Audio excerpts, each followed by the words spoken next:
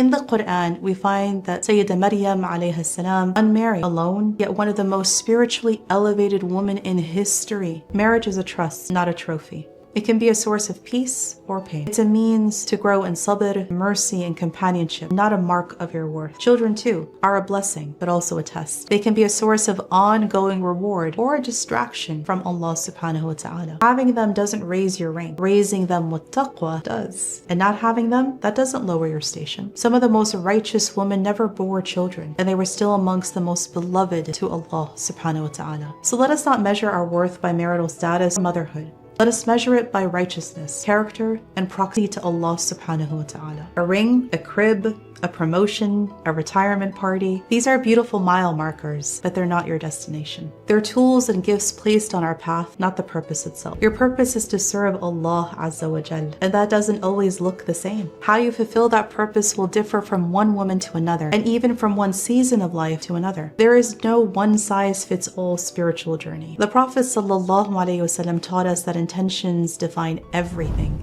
إِنَّمَا الْأَعْمَالُ بِالنِّيَّاتِ. Actions are only judged by their intentions. That means marriage can be worship if the intention is love, mercy, and mutual aid. Motherhood can be worship if it's seen as a trust, a way to raise believing souls. A career can be worship if it provides for your family, benefits others, and avoids harm. And solitude? Even solitude can be worship, a quiet space to reflect, to heal, to reconnect with your Lord. When the niyyah is right, any phase of life can become an act of devotion. Many of us imagine life as a ladder. First you're single, then you marry, then you have children, then you reach career success, and then you retire. But the truth is, life isn't linear, it's cyclical. Sometimes you're in a season of giving, sometimes in waiting, sometimes in rebuilding. In the Quran, we find that Sayyida Maryam alayha salam, unmarried, alone, yet one of the most spiritually elevated women in history. Her devotion, her trust in Allah, her solitude weren't signs of deficiency. They were honored by Allah subhanahu wa ta'ala. We see the example of Sayyida Khadijah radiallahu anha, a wealthy businesswoman twice widowed, who chose the Prophet sallallahu alaihi wasallam as a husband, and then supported him emotionally and financially through the hardest years of revelation. Her role in his mission was foundational. We also have Sulaym radiallahu anha, a mother and a teacher, who raised her son Anas ibn Malik into one of the greatest narrators of hadith. She combined nurturing with transmitting knowledge and stayed spiritually present through trials of loss. We have Sayyida Aisha radiallahu anha, who was widowed after the Prophet sallallahu alaihi wasallam passed away, yet she didn't retreat from life. Instead, she became one of the greatest scholars of Islamic history. Her later years were filled with students, leadership, and legacy.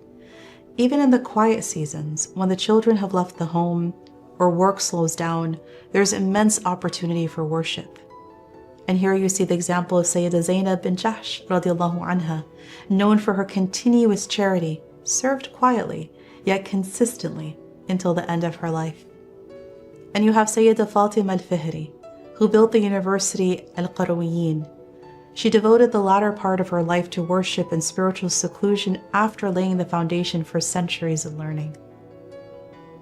So whether you're single, married, child-free, divorced, an empty nester, or navigating a career, know this: every phase has a form of worship built into it. The path may shift, the pace may be slow, but the destination is always the same: Allah subhanahu wa ta'ala.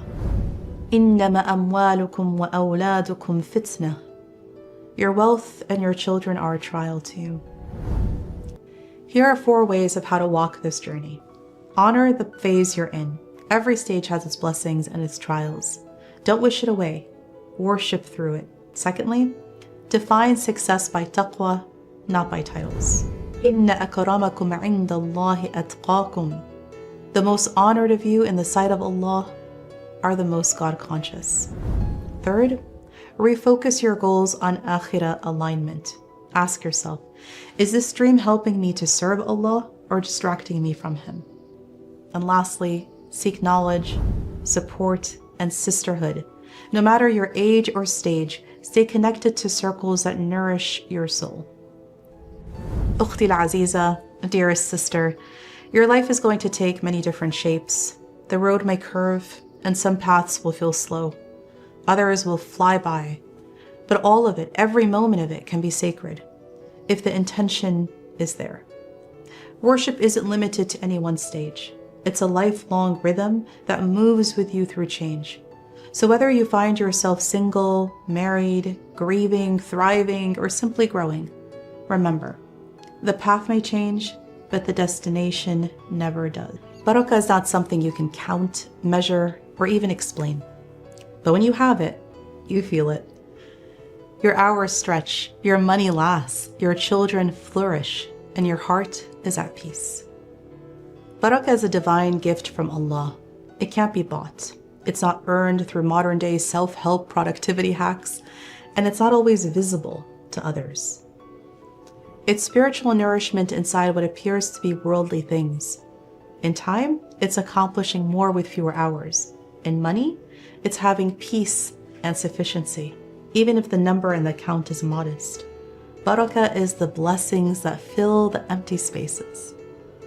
The rizq, your provision, was written for you before you were born. So why do we exhaust ourselves chasing what is already guaranteed? Yet we ignore what requires real work, the state of our soul. We're not told to pursue rizq with anxiety. We're told to pursue it with tawakkul and taqwa.